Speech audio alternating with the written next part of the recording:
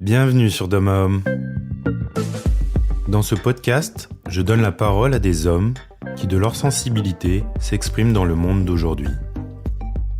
Je m'appelle Loïc Gernot et 2 fois par mois, je vous invite à la rencontre de personnalités inspirantes qui nous amènent à porter un nouveau regard sur le masculin.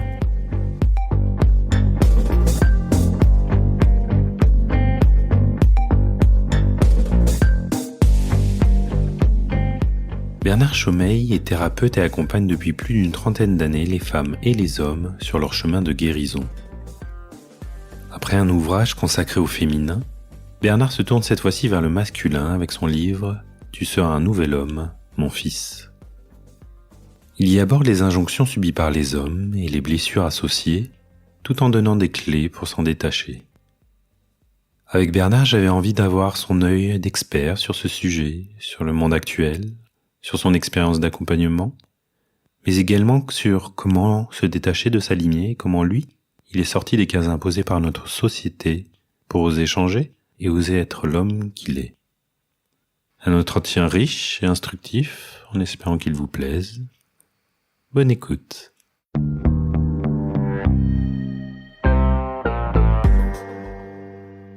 Bonjour Bernard. Et bonjour Loïc.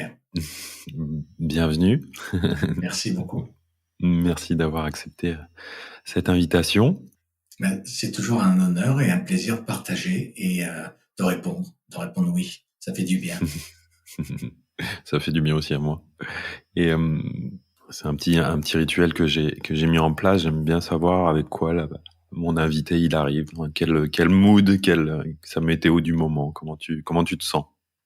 Eh ben, je me sens un peu comme tout ce qui se passe dans le monde, donc un peu chahuté, un peu bousculé dans mes valeurs, on va dire, dans mes repères, mes réalités.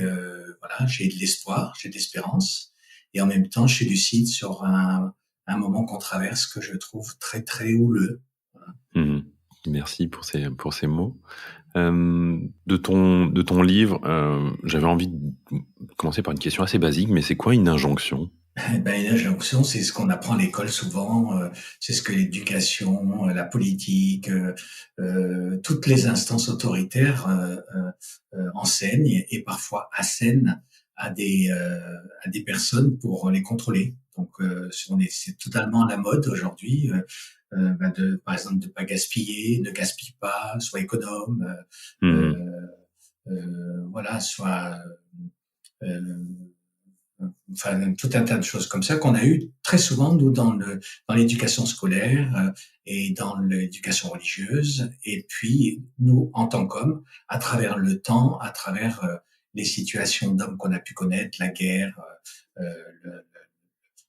toute forme de service auquel on a dû rendre compte et répondre, et qui en contrepartie nous demandaient des exigences qui passaient souvent par des loyautés, pour des loyautés, ou pour de la morale, ou pour de l'éthique, ou pour de la rigueur, ou pour de la discipline, mais qui étaient en fait des règles autoritaires. Donc une injonction, c'est une formule autoritaire. En contrepartie, dans le livre on le trouve, j'ai inséré en contrepartie des injonctions une formule de transformation, c'est-à-dire une formule beaucoup plus libre, beaucoup plus lumineuse, claire, et qui est censée détruire un petit peu, transformer, on va dire, l'injonction première. Par exemple, tais-toi, c'est une injonction. Elle est légitime, cette injonction. Tais-toi parce qu'on a tellement appris à se taire, ou parce que dans un monastère, on te disait, chut, faut pas parler pendant que Dieu communique, ou à la guerre, faut surtout pas raconter tout ce que tu as envie de raconter parce qu'il faut faire silence.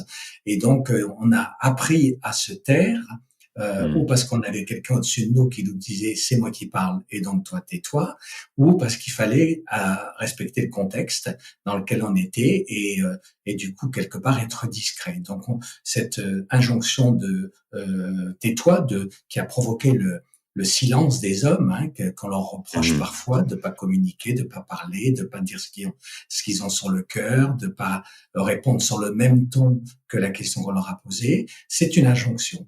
Et donc la formule pendante, je l'ai appelée une formule de transformation, mais on peut aussi l'appeler, et c'est un mot à la mode et très utile en ce moment, un mantra, c'est-à-dire une formule bienveillante, positive, Mhm. et qui va dire, mais dis ce que tu as à dire.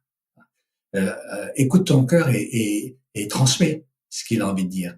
Et à ce moment-là, ça change complètement le propos de l'injonction. Voilà, et j'en ai mis 33 comme ça dans le bouquin pour, j'avoue, avec un petit peu d'humour, pour essayer d'interpeller le masculin, parce que je pense qu'il a Mhm. besoin d'humour et puis de blagues, pour pouvoir, et puis de jeu, de quelque chose de ludique pour pouvoir rentrer dans le sérieux de certains propos, de remise en question, pour que ça ne passe pas pour encore une correction, etc. Et du coup, je me suis amusé à détecter à travers les blessures des hommes des injonctions qui ont pu entretenir ces blessures ou les générer, et des mantras, donc ces formules de transformation qui pourraient les défaire. Voilà. Tu l'as imaginé comme un manuel d'accompagnement ou de... Et alors, oui, ça pourrait être pris comme ça parce qu'effectivement, ça a l'air de servir à des travaux. Donc, il y a pas mal d'hommes qui utilisent ce livre pour faire des ateliers avec des Mhm. groupes d'hommes. Donc, c'est super intéressant parce que ça veut dire que le livre est quand même est dans les mains des hommes, mais pour travailler dessus. Donc, je vois que j'ai des partenaires qui vont utiliser, par exemple, une injonction, qui vont réfléchir dessus, comme celle que j'ai citée, tais-toi, mais ça pourrait être sois fort. Par exemple, on Ne t'a pleure demandé d'être pas. fort, voilà, sois Mhm. toujours fort, et donc ne te laisse pas aller à des moments de fragilité ou de faiblesse ou de vulnérabilité, parce que c'est dangereux pour toi, puis c'est pas ce qu'on te demande quelque part. Donc du Mhm. coup, réponds à ce qu'on attend de toi. Donc je trouve que oui, ça peut servir de manuel, mais c'est avant tout un livre qui a été écrit, comme tous les livres que j'ai écrits, euh, il a été écrit dans le regard du thérapeute. Donc Mhm. c'est toujours dans une transmission, dans un partage d'un témoignage de ce que j'ai pu ressentir en tant que soignant. C'est-à-dire que quand on me confie des blessures, que ce soit des blessures d'hommes ou des blessures de femmes, ça peut me surprendre moi-même, ça peut me rappeler mes propres blessures, celles de ma famille, et puis ça peut me rendre euh, dans un état émotionnel de colère, de, de panique, de peur, de tristesse, de révolte, parce que je me rends compte que l'humanité est comme ça. Et donc, dans ces deux livres-là, ainsi que dans le livre sur le pardon, que j'ai écrit en 2015, qui a été réédité en 2015, j'ai essayé de partager des idées qui venaient des problèmes de santé, d'émotion et de comportement des gens, et non pas d'une Mhm. idéologie, d'une philosophie ou d'une spiritualité particulière. C'est vraiment à partir du terrain que je constate des choses qui parfois moi-même me surprennent. Avec mes méthodes de soins, eh ben, je les approche pas de la manière classique. Donc, je suis pas médecin, je suis pas psychiatre, je suis pas psychanalyste, je ne suis pas ostéopathe. Donc, je vais pas les aborder avec ces filtres-là. Je vais les aborder dans une dimension globale, holistique, Mhm. corps, Holistique, ouais. émotion, esprit, et dans une ouverture d'esprit qui vient de mon histoire et qui me permet d'aborder la mémoire déclinée en trois chapitres importants. La mémoire perso, qui vient de notre conception à aujourd'hui, ce qui crée notre ego, on va dire. Mhm. La mémoire familiale, qui est un foyer de trésors, à la fois des trésors parfois douloureux, difficiles et que l'on va transformer, donc qui nous amène à faire du boulot, et parfois des trésors on n'a pas soupçonnés et qui sont des potentiels. Et puis la mémoire collective, culturelle, qui est très importante à mon sens et qui est très différente. C'est pour ça que j'aime bien voyager, que j'ai toujours voyagé d'ailleurs, et je suis né dans le voyage. Mais je pense que il n'y a pas de hasard à ça, et que du coup cette différente mémoire culturelle, elle est super importante et elle ouvre à des loyautés, là aussi, à des habitudes, à une morale, à un filtre intellectuel, émotionnel qui est en lien avec la civilisation, la race, le peuple, le lieu même où on se trouve. Et donc, je trouve ça Mmh. intéressant. Et enfin, l'une des mémoires sur lesquelles je travaille beaucoup et que j'ai travaillé personnellement, c'est la mémoire que j'appelle transpersonnelle, c'est-à-dire une mémoire qui nous permet d'envisager l'hypothèse qu'on puisse avoir eu des expériences de vie dans d'autres temps et dans d'autres espaces, et que donc il y a un cumul entre ce qu'on vit aujourd'hui dans le présent, dans l'instant présent, et des choses qu'on a pu vivre dans des temps passés, et que c'est important de faire le lien entre ces différents plans temporels pour pouvoir donner tout ce qu'on a à donner dans l'instant présent ou dans l'instant qui va venir là prochainement. Dans Mmh. ce qu'on appelle la révélation de l'individu. Quand un individu se révèle pleinement, qui révèle son potentiel et qu'il fait ce qu'il a toujours désiré faire et qu'il le fait bien et que ça le rend heureux, alors, en termes spirituels, initiatiques, on va appeler ça la révélation. Mmh. Donc, les soignants sont là quand même pour pas que soigner, mais pour que la guérison amène à la révélation, quel que soit le soignant. Justement, si je prends une de ces injonctions, sois fort, heu, elle fait écho à ce côté, ne pas manifester, un besoin d'aide, pour les hommes. Si je et toi, comment tu le vois aujourd'hui? Comment tu vois cela évoluer, toi qui es thérapeute depuis un petit moment maintenant? Est-ce que, les hommes commencent à de plus en plus à tomber, j'aurais envie de dire l'armure et à manifester, OK, en fait, j'ai le droit, je peux me faire accompagner. Oui, tout à fait. Je pense que effectivement, comme tu l'as donné, comme tu as donné cette image de l'armure ou de la cuirasse, je pense Mmh. on est blindé, quoi, comme Ouais. on est au catalogue souvent, hein.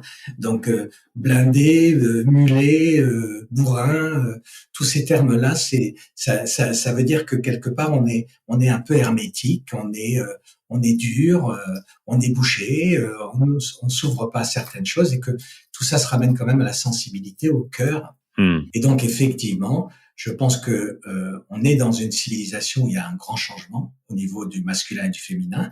Je pense que le féminin a pris conscience d'une blessure qui vient de millénaires de comportements patriarcat Mmh mh.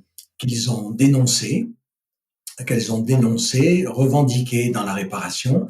Et je pense il y a un travail magnifique qui a été fait à ce niveau-là, et que ce travail de libération de la blessure du féminin, des lignées et de l'identité féminine permet aujourd'hui que on puisse faire la même chose avec le masculin. Et donc, je travaille en thérapie depuis officiellement et consciemment depuis 32 ans.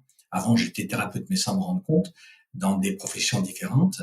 Mais j'ai toujours finalement conseillé, soigné, écouté, cherché à faire du bien.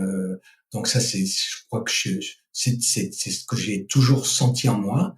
Je l'ai formalisé à un moment donné de ma vie à 33 ans dans une décision d'être thérapeute. Ouais, ça t'est venu comment, en fait? Comment tu t'en es rendu compte? Ben, j'oserais dire que ça m'est venu avec un coup de pied au derrière, comme ça peut Comme arriver souvent. souvent, hein. Ouais, ouais. J'étais dans une recherche de ma vie un peu. Bon, je suis Gémeaux, ascendant Taureau.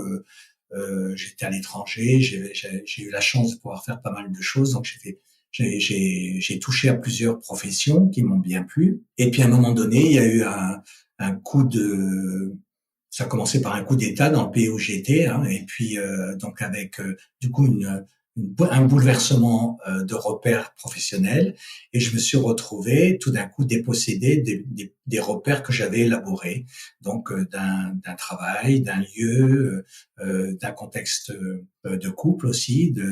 J'étais marié à Mmh. l'époque, et donc tout ça a été bousculé, et je me suis retrouvé quelque part avec plus rien du tout. Je suis passé de l'Afrique où j'ai été à la France et à Paris. Et là, j'ai dû me poser la question, qu'est-ce que je veux faire de ma vie? J'avais 33 ans à l'époque. Et là, je me suis dit, très clairement, je veux soigner. Sauf que j'avais pas le profil professionnel de la thérapie. J'étais ni médecin, ni psychanalyste, ni autre chose.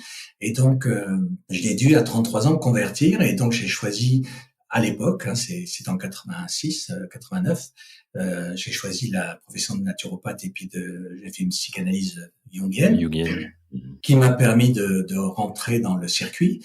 Mais voilà. Donc, en fait, je suis passé de profession commerciale, mais dans lesquelles j'avais beaucoup de relations avec les gens. Donc, il y avait l'agence de voyage, il y avait l'enseignement, il y avait une salle de sport, des activités comme ça. Et je me suis retrouvé à un moment donné à dire, bon, bah, ok, je veux faire quoi? Puisqu'on m'enlève tous ces outils-là. Et là, je me suis dit, je veux soigner. Donc, j'ai cherché des outils plus cohérents pour pouvoir soigner correctement. Et du coup, aujourd'hui, quand je te demandais au niveau des hommes en thérapie, Oui. tu en reçois plus, il y a plus, Alors oui, il y a enfin c'était ta question. Donc effectivement, oui, quand j'ai commencé il y a 32 ans, j'avais essentiellement des femmes et des enfants. Et là, je peux dire que depuis 5-6 ans, il y a vraiment une demande des hommes d'équilibrer leur couple.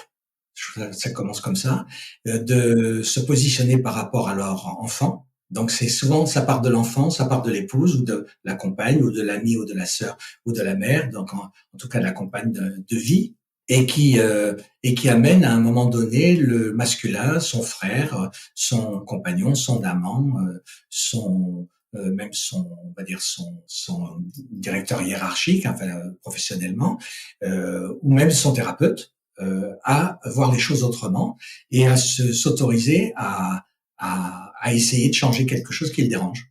Donc, c'est vrai qu'on assiste à beaucoup de demandes d'hommes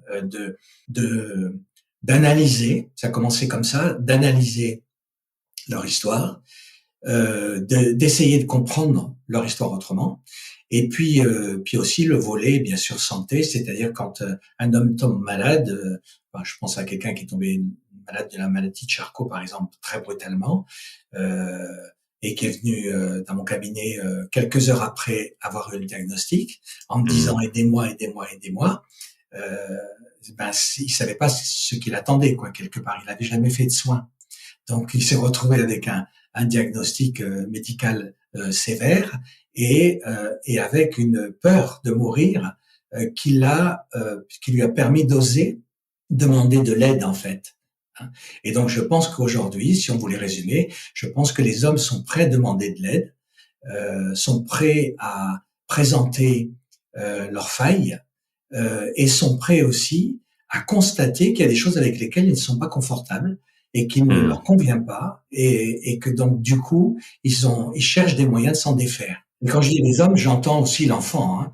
J'entends l'ado, j'entends le jeune homme qui se cherche, qui ne s'est pas trouvé, et dans un monde comme le nôtre, c'est difficile de se trouver, qui n'a plus de repères du tout. Ça, c'est quand même un phénomène fantastique, hein. J'ai constaté vraiment, ça m'a permis le livre de le formaliser, mais j'ai constaté plusieurs fois que beaucoup de jeunes gens brillants n'avaient absolument pas de repère masculin, c'est-à-dire ils voulaient pas ressembler à leur père, ils voulaient pas ressembler à leur grand-père, ils voulaient pas ressembler à un gourou, ils voulaient pas me ressembler, ils voulaient pas ressembler à qui que ce soit. Ils le cherchaient, cherchaient même pas d'ailleurs, mais en tout cas ils n'avaient aucun référent qui puisse leur donner envie d'être comme ça. Et ça m'a beaucoup interpellé moi en me disant mais s'ils n'ont plus de référent comme avant et si en plus il n'y a plus l'autorité du référent, parce qu'avant on leur disait tu fais comme moi puis tu m'obéis et puis c'est tout et puis c'est tout quoi.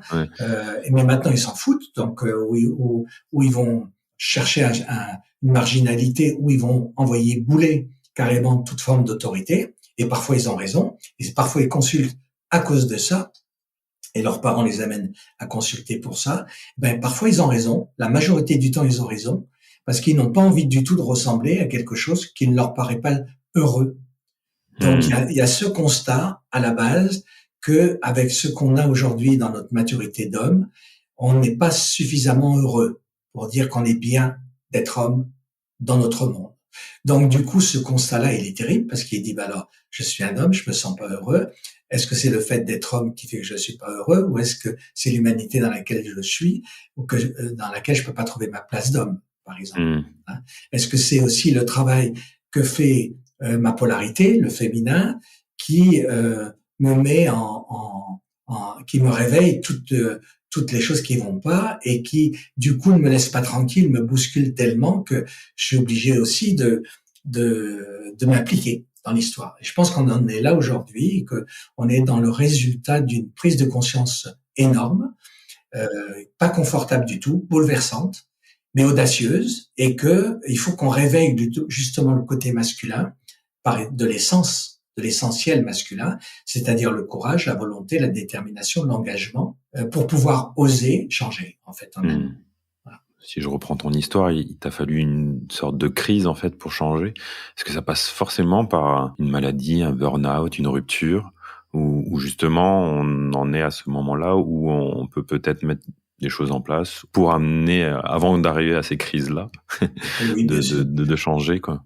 Bien sûr. Non, non, tout bouleversement est bon à prendre, hein. Mmh. Et tout bouleversement a du bon sens quelque part. Donc, c'est pas forcément un bouleversement négatif. C'est pas obligé que ce soit tout ce que tu as cité. Plus aussi des deuils, hein, Oui. qui sont souvent la cause de transformation, ou des séparations, des divorces, qui peuvent être aussi des causes de transformation majeures. Mais ça peut être des événements heureux, ça peut être une naissance, une paternité, Mmh. ça peut être la guérison de quelqu'un, ça peut être une rencontre, ça peut être le fait d'être vraiment amoureux, de changer sa vie, hein, moi, j'ai rencontré beaucoup d'hommes qui étaient dans un moule, hein, Mmh. sexuellement, socialement, donc BCBG, il fallait correspondre à certains critères de revenus, de comportement, de, de relations, etc. Puis qui, à un moment donné, se retrouvaient bousculés dans leur boulot, bousculés dans leur vie de couple, bousculés par rapport à aussi parfois des comportements d'enfants qui les amènent à changer, et puis qui changeaient leur vie, y compris amoureuse et même parfois sexuelle. Donc l'audace du Mmh. changement, quoi. Ce qui est important, c'est pas finalement ce qui me provoque le changement, parce qu'on pourrait y mettre une peur, hein, en se disant si je dois changer parce que je vais avoir un gros problème, ben, je préfère pas changer, quoi. On va se faire tout petit. Mmh. Mais il faut simplement savoir que de toute façon, je crois que tout métamorphose, toute transformation, elle passe de toute façon par un bouleversement. Mais le bouleversement n'est pas obligé d'être que négatif. Oui. Oui, j'entends. Ça peut être un changement de vie, de pays, tu vois, de religion, pourquoi pas aussi, hein. Tout est possible. Mmh. Bah, parmi les 2 qui remontent souvent, en tout cas à ma modeste échelle, c'est ce côté soit effectivement une crise de couple, une rupture, un divorce comme tu l'as dit, ou le fait d'être père. Il y a quelque chose qui est en train de changer ces dernières années où je pense un tas de pères qui ont pas envie de reproduire les anciens modèles, on parlait de modèles, et qui veulent se détacher et se retrouvent parfois un peu perdus, j'ai l'impression. Ça en vient à me poser la question, comme tu l'évoques finalement dans le livre, comment on se détache de sa lignée, de bah, finalement de la figure du père comme de la mère, parce qu'on hérite des deux. Et même du double, hein, parce que Mmh. automatiquement, on va avoir la lignée de ces deux parents, quoi. Donc, du coup, on va avoir la lignée masculine du côté maternel et la lignée masculine du côté paternel. Mmh. Il y aura des affinités probablement d'un côté plus que de l'autre, mais en tout cas c'est une réalité objective. Voilà, on est issu de deux histoires, quoi. Et quand l'histoire est mixte en plus, dans la mixité, dans la culture double, dans la peau, dans l'héritage culturel différent, donc doublé, par exemple double religion, double identité, une identité d'Africains et une identité de Français ou de Chinois et d'Australiens. Ça m'est arrivé il n'y a pas très longtemps, un couple chinois et australien. Bon, pas évident l'enfant, hein. Il était porteur de certaines pathologies, l'enfant, qui peut-être pouvait être en lien avec cette espèce de conflit que cet héritage occasionnait. Donc Mmh. bon, je dirais que pour répondre à ta question, comment on se défait de sa lignée, je dirais que pour se défaire de sa lignée, il faut d'abord l'accueillir. Donc, il faut d'abord l'accepter, quelle qu'elle soit. Par exemple, un enfant, imagine un enfant abandonné par son père et par sa mère.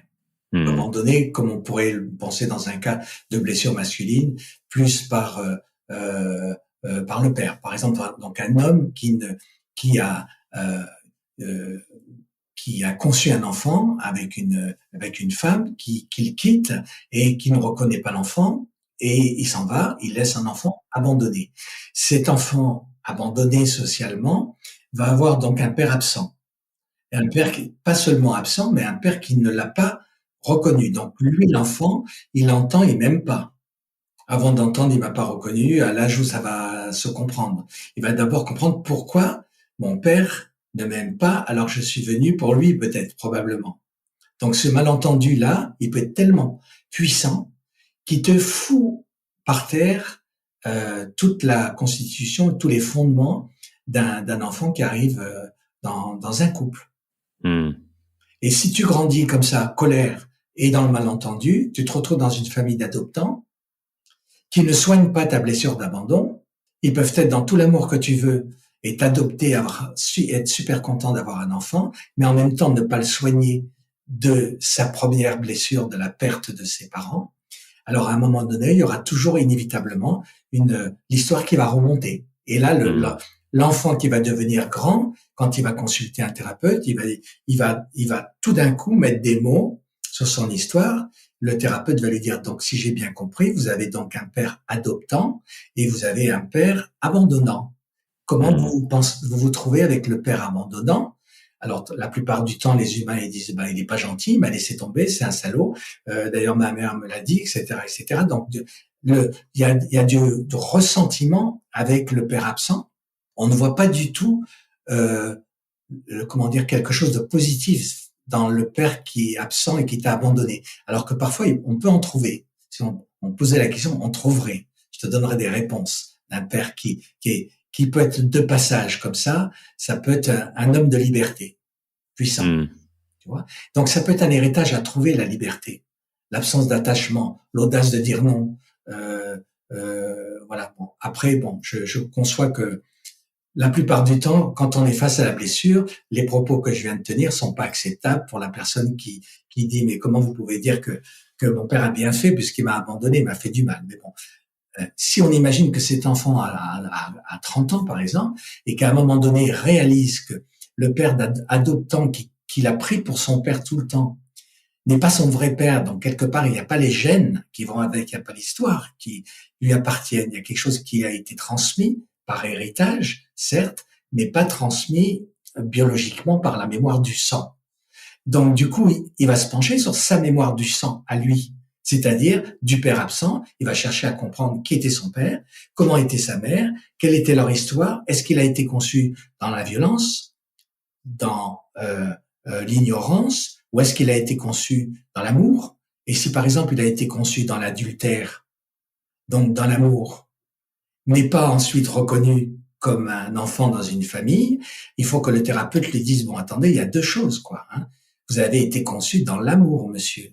Parce que vous avez été conçu dans un coup qui était un coup d'amour, un coup charnel, un coup sexuel, un coup de désir. Et vous avez été conçu dans une libido qui était pleine d'amour. Alors, vous voulez pas retrouver ça plutôt que de passer votre temps à vous dire, j'ai été abandonné, j'ai été abandonné, j'ai été abandonné. Voilà. Donc, du coup, l'enfant adultérin, qu'il soit garçon ou fille, a un ressenti et un ressentiment qui vient du mot adultérin, qui est un mot jugé, critiqué dans notre société, qui a été longtemps et encore condamné par toutes les morales judéo-chrétiennes qui peuvent exister, d'accord? Alors qu'en fait, dans la réalité purement biologique, et peut-être que mes propos choqueront, mais tant pis, maintenant on n'en est plus là. C'est un enfant conçu dans l'amour. Voilà. Ça change tout. Voilà, ça change tout de se dire ça. Ça n'empêche pas après d'être lucide sur les tracas qu'on a connus, sur le manque de chance que ça a pu occasionner, l'absence de fondement que ça a provoqué, et donc la nécessité de soigner tout ça. Mais si à la base, on a au moins quelque chose de magnifique, de lumineux et d'aimant, alors on peut avoir envie de se débarrasser de tout le malentendu qui va entre l'instant présent de ce monsieur de 30 ans, par exemple, et sa conception qui a été oubliée. J'ai une question un peu intime. Tout ce que tu viens de nous raconter, est-ce que c'est un peu de ton histoire ou... Alors, c'est pas mon histoire dans le sens où moi, je suis issu d'une famille de 5 enfants. Et tu as été adopté, hein, c'est ce que tu... Alors, c'est particulier. Okay. J'ai une vie assez bizarre, assez atypique. Comportement, caractère. Bon, à l'époque, on n'avait pas des critères, à moins que tu sois vraiment dingue ou taré, mais t'étais pas suivi par des pédopsychiatres. Hein. Donc moi, j'ai vécu en Afrique, je suis né en Afrique, j'ai vécu 26 ans en Afrique. J'étais un enfant, on pourrait dire normal en apparence, hypersensible de mon point de vue de thérapeute. Au potentiel, mais pas absolument pas reconnu à 50 ans seulement. Et donc et jamais personne s'est aperçu de rien du tout. Donc du coup, ça veut dire que j'ai dû faire les pieds au mur, sans doute, pour faire croire que j'étais normal. Voilà. Mais j'ai dû en chier, j'ai dû en baver, sérieusement. Quand je vois les enfants qui refusent de faire ça ou qui font ça, et comment ils souffrent et comment je dois les soigner, un jour je me suis dit mais ça me rappelle tellement de choses, ça. Et puis je me suis penché sur mon histoire et j'ai vu qu'il y avait ça. Donc non, je ne suis pas un enfant abandonné, puisque j'ai fait partie d'une famille qui était aimante, de 5 enfants avec des parents pleins d'amour, de responsabilité, de présence, un papa blindé, hein, on va dire, parce que la guerre, blessé de la perte de son père trop tôt. C'était un papa qui a perdu son père, il avait 12 ans. Sa vie a changé à ce moment-là. Il a porté sur son dos une responsabilité d'aîné. Il a jamais fait le deuil de la perte de son père, donc il a grandi avec cette blessure qu'il a camouflée dans une cuirasse. Donc c'était un homme hyper respectable, hyper responsable, mais par exemple, même s'il avait du cœur avec ses yeux et avec ses actions, il n'y avait pas de contact, il n'y avait pas de choses comme ça. D'affection. Ouais. C'est un homme, mon père, que j'ai appris à connaître quand j'ai fait des séminaires. Il venait, mon frère et moi, on est thérapeutes tous les deux, et mon père venait à nos séminaires. Il adorait venir à nos séminaires. Donc pour nous, c'était assez reconnaissant et honorifique, tu vois. Oui, j'imagine. Ce qui se passait d'étrange, et à un moment donné, je m'en suis rendu compte, c'est que mon père avait beaucoup de chaleur, de bienveillance et de tendresse avec mes élèves. Par exemple, il les prenait dans les bras, les gens venaient se lever dans une énergie de paternel bienveillant, vieillissant, tout ça. Et quand je le regardais avec toute cet amour qu'il avait, je me suis dit, mais moi, j'ai jamais eu ça. Et un jour, j'étais en colère, j'ai été le voir à la fin d'un séminaire, j'ai dit, tu viens de faire un câlin à un mec là qui est un de mes élèves, et ça avait l'air d'être le pied, moi j'aimerais bien connaître ça. Et donc du coup, lui, il avait aucune idée que j'avais besoin de ça. C'est juste que moi, je l'avais jamais eu. Je crois que j'ai jamais été dans les bras de mon père, par exemple. Et tu l'as fait ensuite. Et là, je l'ai fait, du coup. Ouais. Ça a été génial. Et j'ai trouvé ça fabuleux qu'ils viennent. Et avec mon frère, on en a beaucoup parlé après, parce qu'effectivement, il a compris pourquoi mon père était là. C'était pour nous comprendre, c'était pour comprendre ce qu'on faisait, c'était pour partager avec nous, mais en même temps, il y avait un filtre d'éducation. Bon, bref, ça c'est la famille bienveillante. Mais il se trouve que, en plus d'avoir une famille normale, à un moment donné de ma vie, j'ai eu un deuil assez choquant, celui de ma mère, qui est décédée 15 jours après mon mariage. Donc ça marque le bonhomme, hein, ça marque le mariage aussi. Ouais, c'est pas mal. Ouais. À cause du fait qu'elle est venue à mon mariage en Afrique. Donc c'est grosse blessure que j'ai mis longtemps à traiter parce que je comprenais pas à l'époque, j'étais pas thérapeute. Et quand j'ai été thérapeute, je me suis bien préservé de travailler cette blessure. Il a fallu que je la rencontre chez d'autres Et bref, toujours est-il que à quelques années après la mort de ma mère, j'ai rencontré une cousine de la famille, de la lignée de ma mère, qui s'appelait comme elle, le même prénom, et qui avec qui j'avais beaucoup d'affinité, de tendresse, de sentiments, et qui était seule, pas d'enfant, pas de mari, et qui a proposé, a désiré m'adopter. Donc on a fait une adoption simple, et j'avais 33 ans. Là aussi, c'était vraiment un âge marquant pour moi. Et du coup, je n'ai jamais été abandonné, mais j'ai été adopté. Et c'est un peu le côté étrange de la situation, parce qu'en général, quand tu es adopté, c'est que tu as été abandonné à la base. Ouais. Et j'ai mis longtemps à comprendre que j'étais en fait un abandonné, mais plus subtil. Peut-être que ça remontait à plus loin, tu vois. En fait, en faisant un travail transgénérationnel, je me suis rendu compte que dans les générations au-dessus de moi, il y avait des parents qui ont laissé leurs enfants orphelins sur toutes les générations. Donc, il y avait 6 enfants qui se sont retrouvés sans père sur des générations précédentes. En fait, donc, du coup, je me retrouvais pas dans la même situation, mais avec la même émotion à traiter. Et en même temps, pas le même contexte, parce que j'étais un thérapeute, donc un soignant, et donc j'ai pu me servir de ce qui se passait dans ma vie pour traiter le sentiment d'abandon que j'avais toujours, alors que je n'ai jamais été abandonné. C'est comme ça que du coup j'ai travaillé les mémoires transpersonnelles qui m'ont amené à des vies antérieures en me disant un jour, mais parmi tous ces couples parentaux blessés qu'il y a pu y avoir sur des générations, j'ai peut-être fait partie d'un de ces couples. 1 fois, 2 fois, 3 fois. Et donc, j'ai connu l'abandon, ou en tant qu'abandonnant, ou en tant qu'abandonné. Ou dans l'autre position. Voilà. Et là, je retrouve une situation complètement atypique. Je n'ai jamais été abandonné, mais je suis adopté. J'adore ce genre de blague parce que c'est comme ça qu'on avance bien, je crois. Et tu parlais donc tu as été diagnostiqué HPI, zèbre, à 50 ans. J'aurais presque envie de dire, je dirais une injonction générale sociétale qu'il faut toujours entrer dans une case. Et quand on est, j'imagine, HPI zèbre, c'est pas simple, surtout quand on s'est diagnostiqué tard. Comment tu l'as vécu, avant et après, j'aurais envie de dire. Ouais. Je pense qu'avant, j'ai été conforme. Donc, j'ai fait des efforts pour répondre aux normes d'examen, de scolarité, de sexualité, de tout ça. Et que, à un moment donné, je me suis quand même toujours arrangé pour faire quelque chose d'atypique. Toujours hors cadre. Donc, par exemple, je suis thérapeute, mais je ne suis pas un thérapeute d'une école classique. J'ai fondé mon école. J'ai un concept analytique que j'ai fondé en 30 ans. Mais je ne suis pas rentré dans un concept que j'applique. J'ai fait une psychanalyse jungienne, c'est vrai, mais je suis pas un psychanalyste jungien parce que je suis pas resté dans l'obédience jungienne. J'ai tout de suite travaillé sur d'autres choses et voilà, c'est comme ça que j'avance un petit peu tout le temps. Donc en transgressant la norme, mais en allant quand même jusqu'à la norme, quoi, quelque part un minimum de normes et puis un dépassement. Voilà, et je pense que c'est pour ça que ça a été rapide. Certaines choses ont été très rapides. Plusieurs professions. J'ai fait 3 professions avant 33 ans qui m'ont bien plu, hein, en plus.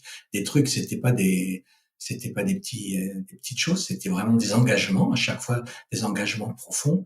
Et après, j'ai une constance, par contre, dès que je suis rentré dans la voie thérapeutique, j'ai une constance à chercher. Et à chaque fois que je cherchais, j'essayais de trouver quelque chose, et de trouvaille en trouvaille, j'ai pu constituer un concept thérapeutique. Et j'aurais presque envie de te poser une autre question intime, et aussi de ce côté, toujours sur une injonction, ce côté que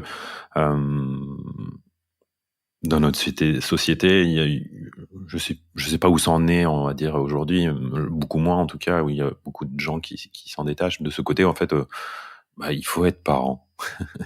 Oui. Et toi, tu l'as pas été. Non, moi j'ai une expérience de paternité très particulière là aussi, parce que j'ai vécu un avortement qui était important, et qui a été une blessure pour moi qui m'a marqué beaucoup. Jeune, hein, j'étais amoureux, j'avais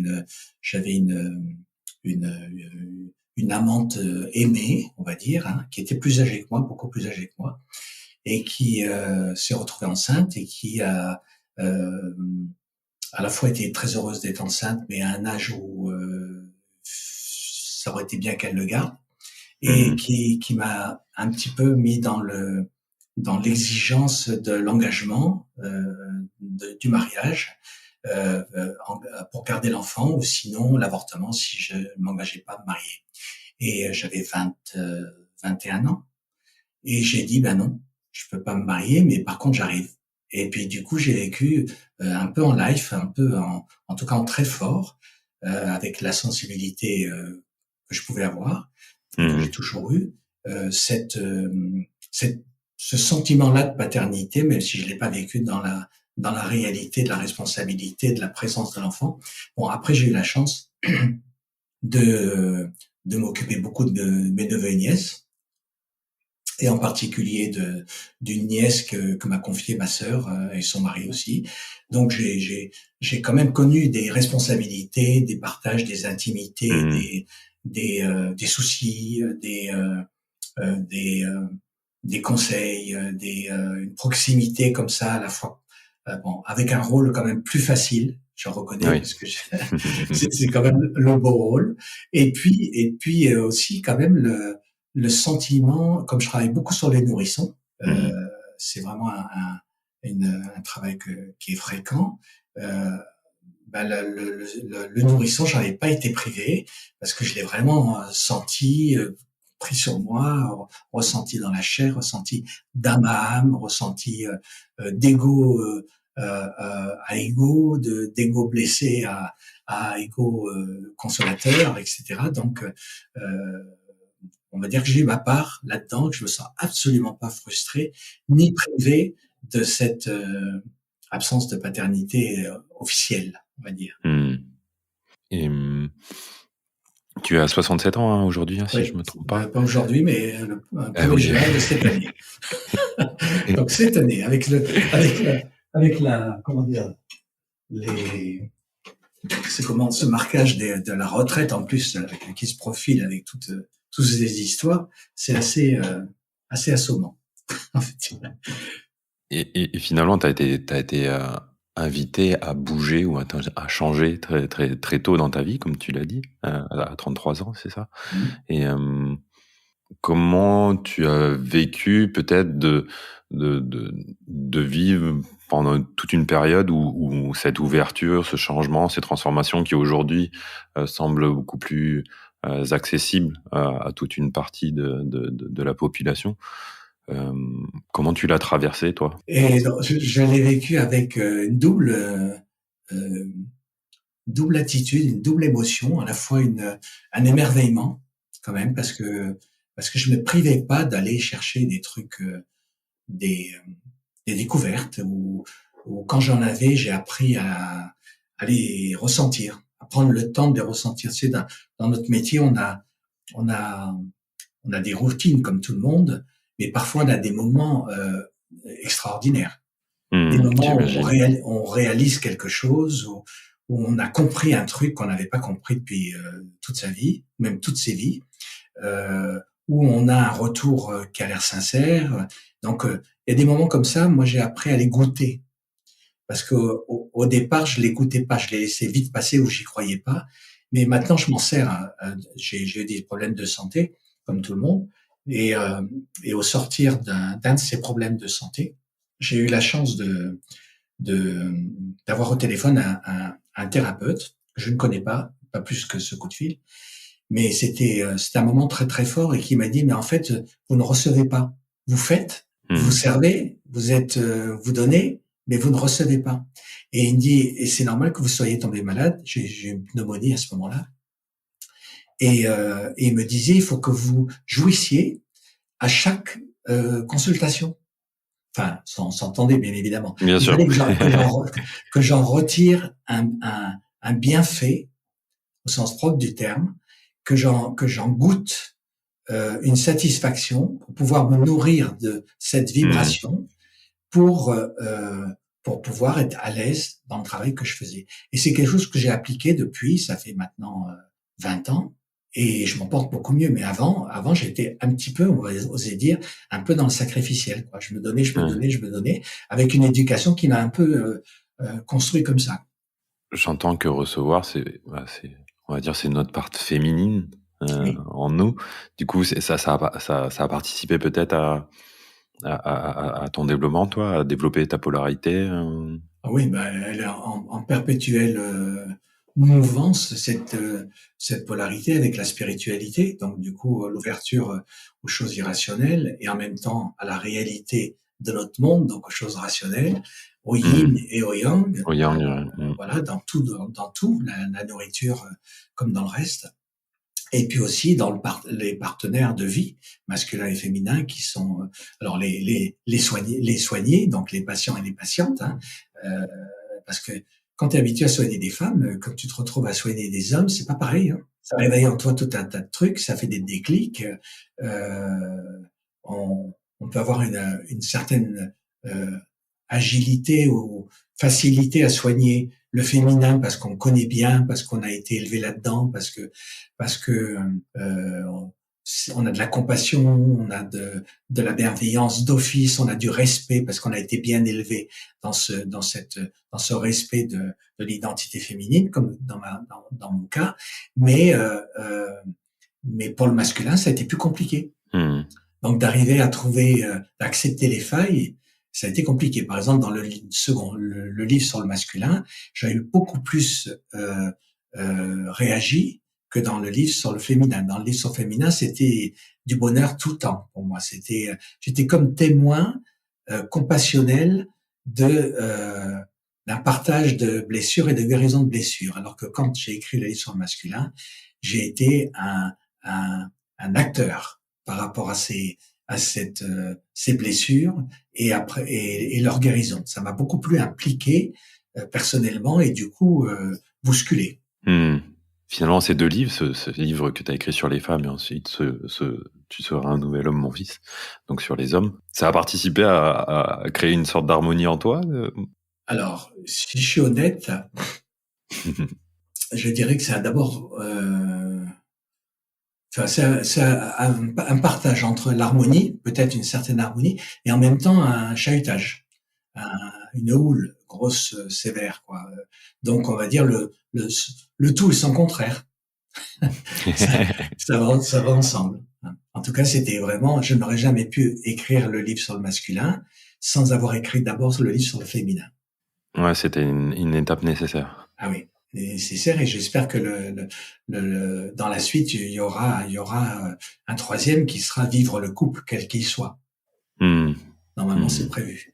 Et si j'en reviens à, justement, comme je disais tout à l'heure, la période à laquelle tu as vécu, comment juste ça a été de vivre avec ta sensibilité, en fait? Comment tu as pu la faire, j'aurais pas envie de dire grandir, mais prendre toujours plus de place ou Je pense lui que faire une place? ouais, je pense que la thérapie m'a beaucoup aidé parce que du coup, ça permet de transcender beaucoup d'affectifs, tu es dans l'amour, mais t'es pas obligé de t'engager dans l'amour au sens relationnel du terme.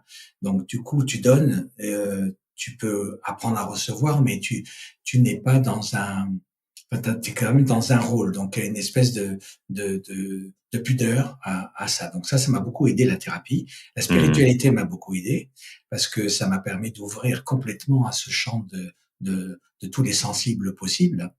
Donc, des moments d'extase, des moments de méditation, des moments de découverte, de découverte profonde, existentielle, des rencontres aussi, hein, avec des individus, mais aussi avec des entités, des énergies. Donc c'est, ça, ça permet d'apprendre à aimer plus. J'ai pas jamais été privé de ce besoin d'amour énorme. Puis je me suis organisé comme tout le monde dans mon ego. Hein. J'étais un passionné, donc du coup, mes relations ont toujours été passionnées. Jusqu'à temps que je me calme un peu avec l'âge, mais dans les audaces, et dans les choix et dans la consistance, il y avait une intensité qui permettait d'être comblé. on va dire. J'ai jamais manqué d'amour, quoi. Ça. Même si j'ai toujours en exigence d'un meilleur amour, je pense que j'en ai jamais manqué. Et comment tu oses être l'homme que tu es aujourd'hui? Alors, franchement, là, en étant le plus simple possible. Je me prends plus. Ouais.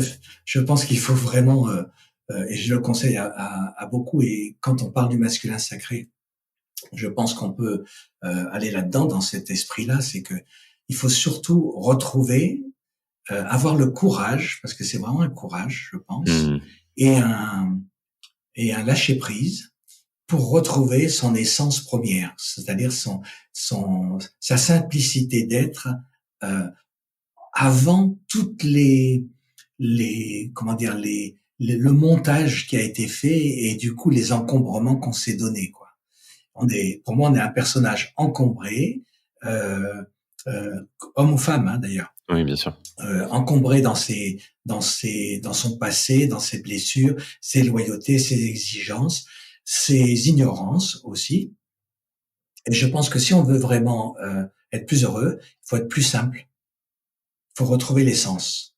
Donc, ça veut dire que tous les défis magiques, spirituels qu'on peut envisager, pourquoi pas, mais je pense que là, il y a une voie qui est plus simple et peut-être plus glorieuse au sens du terme, bienveillante envers soi-même, plus dans l'éveil de tout son potentiel, comme ça que j'entends le glorieux. C'est pas le puissant seulement, hein, c'est celui qui met tout en lumière de ce qu'il a à l'intérieur de soi. Et là, du coup, je pense que ça, c'est dans l'essence première, l'essence de la créature qu'on est, en lien avec le créateur qu'on a eu. Et le créateur, c'est pas maman, c'est papa seulement, mais c'est la vie, quoi. Donc, si on est créature de la vie à part entière, alors le lien le plus puissant que nous ayons, c'est le lien avec le vivant et non pas les intermédiaires. Après, il y a tous les intermédiaires qu'on a choisis, bien évidemment, qu'il faut reconnaître, mais il faut aller au-delà. Et toi, le psychanalyste jungien, et là tu parlais d'ombre, oui, ça passe par reconnaître sa part d'ombre. Oui, la reconnaître et l'aimer même. Tu vois, on est dans une civilisation où l'ombre est très très forte. Et il y a aujourd'hui, sans contestation possible, une puissance de l'ombre, hein, qui est là dans toutes Mmh. les manipulations, les magouilles, les ficelages médiatiques, économiques, financiers, institutionnels, culturels, et tout et tout. Donc il y a vraiment une réalité d'une d'une part d'influence qui n'est pas forcément bienveillante, donc qu'on pourrait qualifier d'ombre, et que pour que cette énergie elle change, ben je pense qu'il faut être lucide, mais en même temps il faut dans cette lucidité sans ressentiment ou le moins de ressentiment possible, il faut oser changer. Encore une Mmh. fois. Dans le livre, tu parles de 33 blessures. Et puis dans la conclusion, il y en a une dernière, et c'est en rebond avec ce qu'on vient d'évoquer, et qui est la blessure de dualité, hein, je crois que c'est comme ça que tu Oui, la c'est nommes, ça. Ouais. euh, d'accepter toutes ces facettes en fait. Oui, toutes les facettes, parce qu'il y a cette facette féminin-masculin qui est de l'identité de l'homme et de l'identité de la femme, qui est sans contexte conflictuel aujourd'hui, et qui risque de l'être pas mal cette année encore plus, paraît-il, d'après la conjoncture et l'épanouissement des uns et des autres. Mmh. Et puis c'est comme dans un couple en fait, hein, quand il y en a un dans un couple qui change, et ben Oui, l'interdépendance. voilà, Mmh. automatiquement. Sinon, il y a conflit. Si les deux changent et transmutent, alors c'est formidable parce que les deux changent de plan. Mais sinon, c'est quand même une période de conflit, de chaos qui est difficile avec toute la puissance qu'on sait mettre dans les conflits. Donc, je pense qu'il y a ça qui joue. Mais il n'y a pas que ça. Il y a aussi l'aspect de ce monde dans lequel on est aujourd'hui, qui a été vraiment identifié avec ces confinements là, tout ça. On a vécu une période quand même fantastique au point de vue spirituel. C'est le Mmh. comble, mais je le pense vraiment. Oui, mais C'est il que faut. voilà, on a On parle de appris, crise. Ouais. voilà, on a appris à être très lucide sur des vérités rationnelles. On peut pas passer à côté à moins de vouloir, quoi. Mais maintenant on sait des choses. hein. Et puis en même temps, on a été dans un état provoqué, le confinement notamment, surtout le premier qui a été assez fort, où on a eu un repli vers soi, on a eu l'opportunité de s'écouter, de voir les gens avec qui on vivait, en proximité, d'éviter toutes les fuites qu'on pouvait avoir. Quand on n'est pas bien chez soi, on va ailleurs, puis on revient chez soi quand même. Bon, là, on avait vraiment un face-à-face avec soi-même, mais dans le soi-même, il y avait aussi un face-à-face avec ses pensées profondes, intimes, inconscientes, cachées. Donc, ça part d'intuition, de spiritualité, d'invisible quelque part. Et aujourd'hui, je pense qu'après ces 3 années-là d'expérience forcée, je pense qu'on est dans une opportunité d'une synthèse entre le rationnel et l'irrationnel au niveau et de l'ombre et de la lumière et aussi d'une maturité. Là, c'est plein d'espoir, d'espérance, on va dire, mais en même temps, j'y mets une petite réserve égotique. Mais en tout cas, je pense que c'est comme ça, avec une espèce de maturité sur notre état de ressentiment, c'est-à-dire nos colères, nos peurs, toutes les émotions négatives qui sont en place aujourd'hui dans l'inconscient collectif sont extrêmement puissantes et ne mènent à rien, c'est-à-dire que elles n'arrivent même pas à nous révolter, c'est-à-dire qu'elles nous mènent même pas à une action de transformation. Donc, je pense qu'il faut laisser tomber l'affaire du ressentiment. C'est pas une bonne affaire. Il faut plutôt aller dans l'audace de la transformation et du changement et de l'acceptation. Et donc, quelque part, pardonner ce ressentiment qui nous prend beaucoup d'énergie, qui nous parasite et qui nous rend malade, pour, si on arrive à s'en débarrasser un petit peu, c'est-à-dire à accepter le monde tel qu'il est, sans jugement, sans critique, sans colère, sans haine, sans vouloir crier ou comment dire, faire payer ceux qui font mal, ceux qu'on croit qui font mal. Et ça, faut mettre de côté parce que c'est une mauvaise énergie. Il faut aller dans une action qui serait plutôt mais j'ai confiance dans l'humain, j'ai confiance dans le monde subtil, dans l'invisible, dans le cosmos, le planétaire, ce que tu veux, mais en tout cas quelque chose d'autre que l'humain. Et il y a des plans à ce niveau-là, au niveau plus universel, plus cosmique, qui nous dépassent. Et je cherche même pas à savoir lesquels parce que je peux pas les trouver tout seul pour l'instant. Donc ça, je tombe pas dans l'orgueil spirituel, je tombe pas dans les trucs comme ça. Je suis plutôt dans je me change. Il y a des trucs que je sais que je veux plus. Alors je m'en débarrasse, je fais un travail sur moi et en nous changeant petit à petit, je pense qu'on va à un moment donné, peut-être, probablement, et je l'espère de tout cœur, et ça donnerait un sens à tout ça, pouvoir provoquer un changement. Donc la polarité, elle est là, elle est totalement dans un travail de libération de cet état de conflit que provoque la dualité, parce que à lutter dans cette dualité entre toi et moi, entre un tel et un tel et un tel et un tel, on oublie d'aller chercher soi-même, quoi, quelque part. Ça, c'est dommage. Mais je pense qu'on arrive au terme de cette quête, je sais pas comment on pourrait l'appeler, de violence, peut-être, de sabotage. Merci pour ces mots. On approche bientôt de la fin. J'aurais envie de te poser une dernière question, où il y a 2 questions dans une peut-être.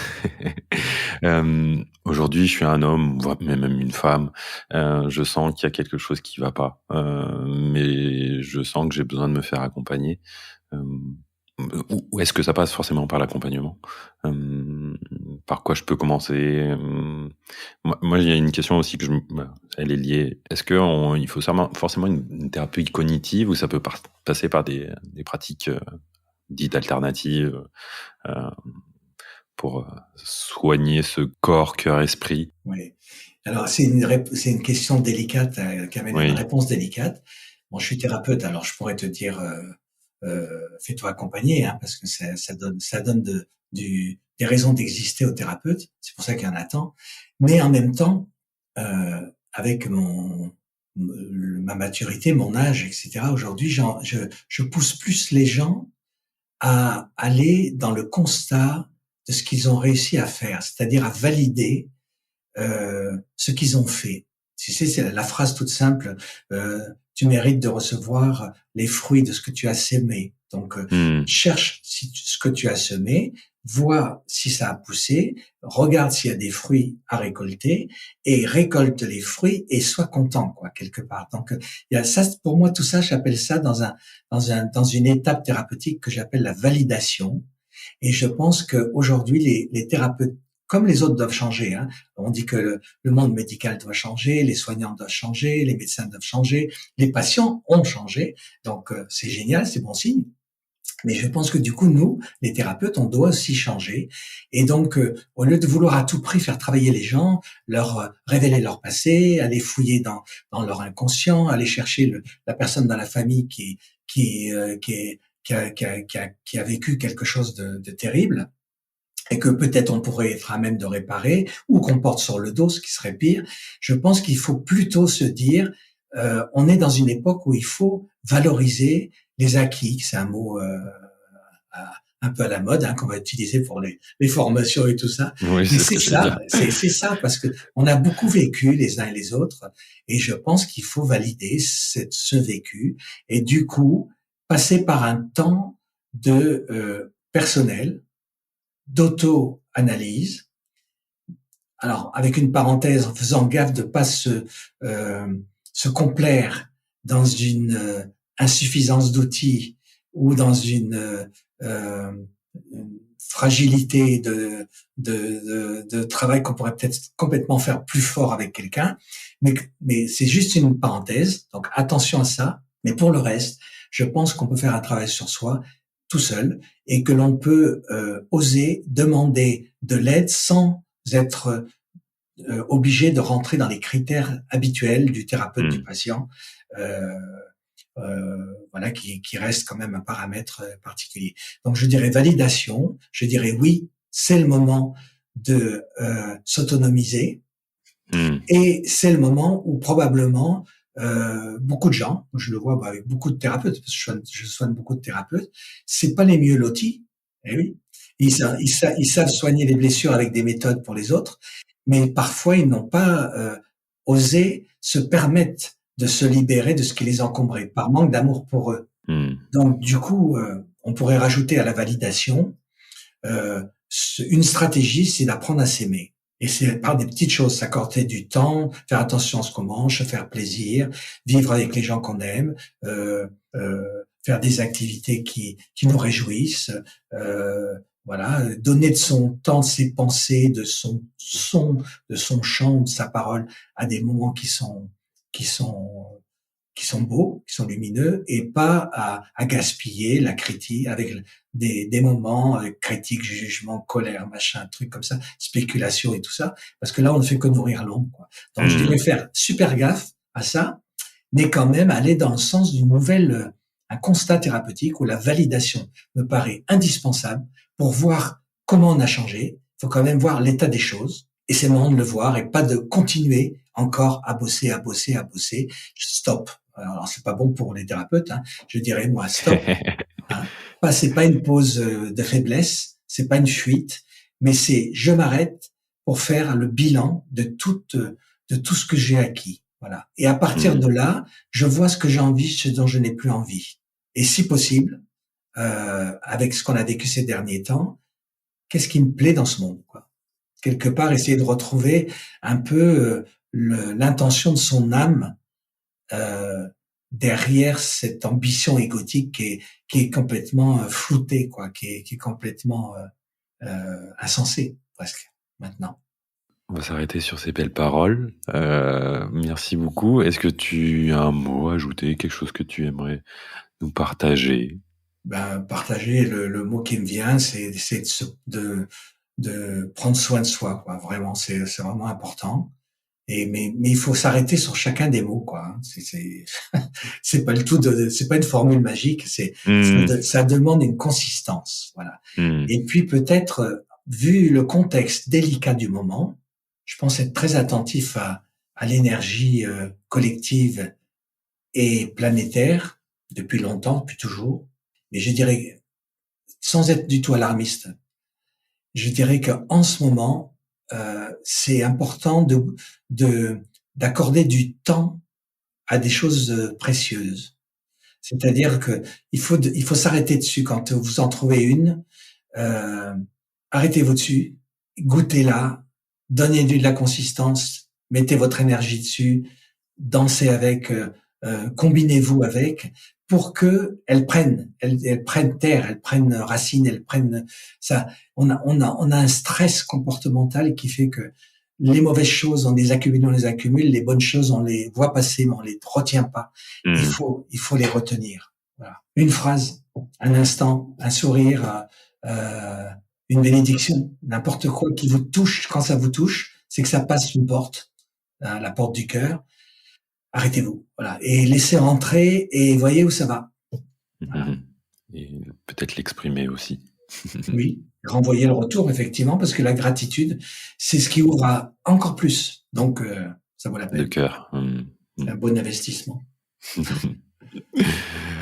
Merci beaucoup Bernard pour tes Merci mots, pour cet échange. Je rappelle que tu as sorti donc ton nouveau livre, Tu seras un nouvel homme, mon fils. Se libérer des injonctions qui pèsent sur l'identité masculine aux éditions Secret d'Étoile. Et puis écoute, en attendant ton prochain, comme tu disais. Et on peut te trouver sur Internet pour tes accompagnements. Oui, on peut me trouver facilement sur Internet, soit à mon nom, ça suffit d'aller à mon nom, mais on peut aussi aller sur le site Thérapie Archétypale. Et puis là, il y a des conférences en ligne. Il y a le tarot des archétypes quand même qui est sympa, qui est un joli tarot sociologique qui permet d'avoir une petite guidance gratuite, agréable, ludique et profonde en même temps. Et puis des échanges, voilà, qui peuvent permettre de faire un petit travail sur soi facilement, bienveillant. En tout cas, il y a de l'ouverture et puis de l'accueil dessus. Un grand merci à toi, Loïc. Super, merci aussi, un grand merci Bernard, merci pour cet échange. Eh bien, écoute, je te souhaite une bonne continuation et puis à bientôt. À bientôt. Au revoir Bernard. Au revoir.